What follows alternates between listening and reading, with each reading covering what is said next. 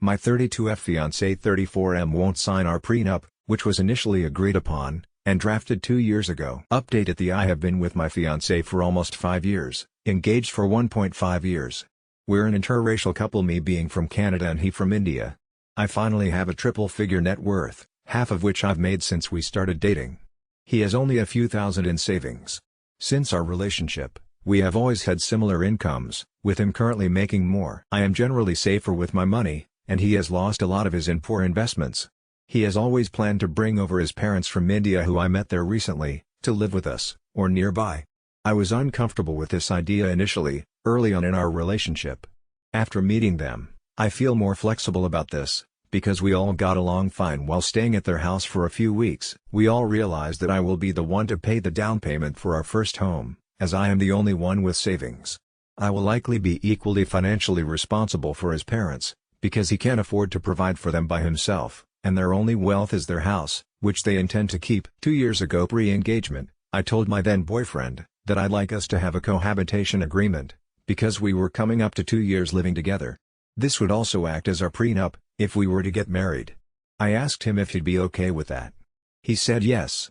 I included him in the drafts, since he didn't want to get his own lawyer. When I gave the contract to him to read and sign, he wouldn't sign. Fast forward 2 years, and it still isn't signed. I have tried explaining how it's important for me to protect myself, especially since I will be contributing the most financially, to provide for us all. I am happy for him to get a lawyer and make amendments. I just want to know that in the worst-case scenario, I won't continue to be financially responsible for all of them, or lose more than my fair share, because he cannot support his parents. He knows I have witnessed many divorces, including my own parents. I'm a realist and want to be responsible. He feels like I don't trust him and that I must not truly love him, if I'm thinking of finances. I understand that our opinions on this are somewhat cultural, but I think it's unfair for me to be flexible and willing to take all of this on, without any security net if things go south. I was very resentful and anxious after the few failed attempts I made at having him sign discussing it. I always left the conversations feeling selfish and immoral. I eventually gave up and have tried to let it go. We're 2 months away from our wedding now, and some of this worry and resentment is resurfacing. What would you suggest doing in this situation? He is otherwise a wonderful, kind man and I do love him. Updated. Wow, I did not expect so many responses. Thank you.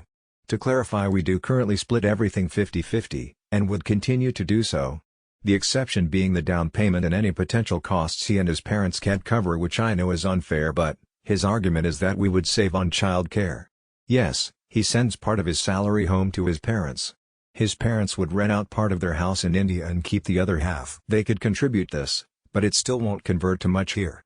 They both intend on getting part-time jobs here.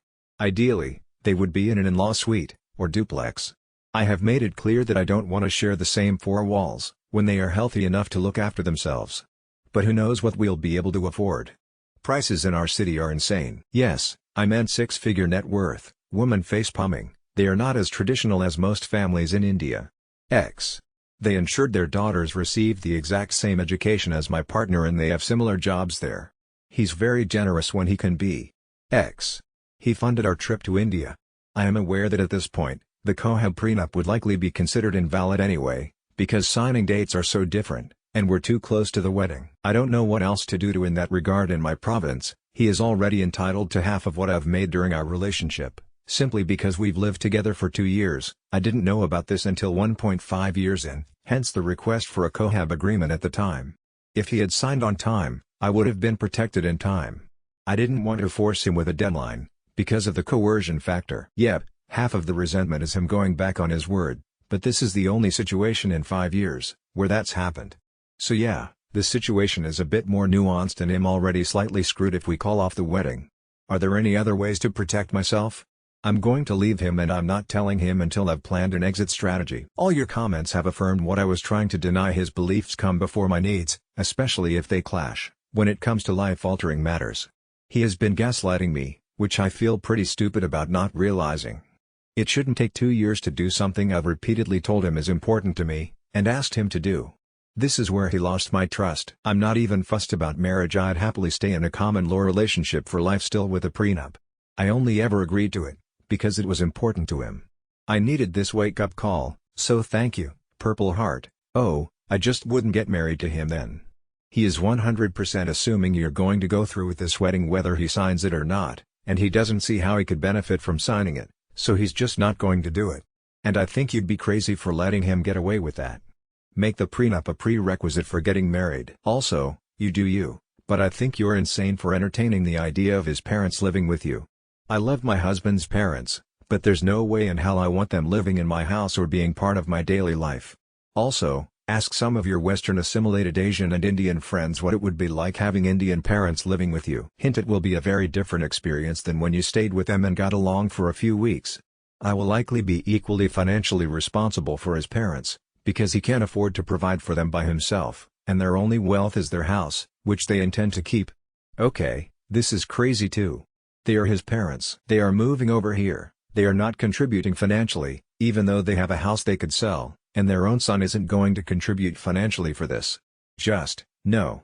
If they want to come here, they can sell their house to do it at the very least, even if you still need to supplement that sum with your own money, but your husband should really be doing the lion's share here.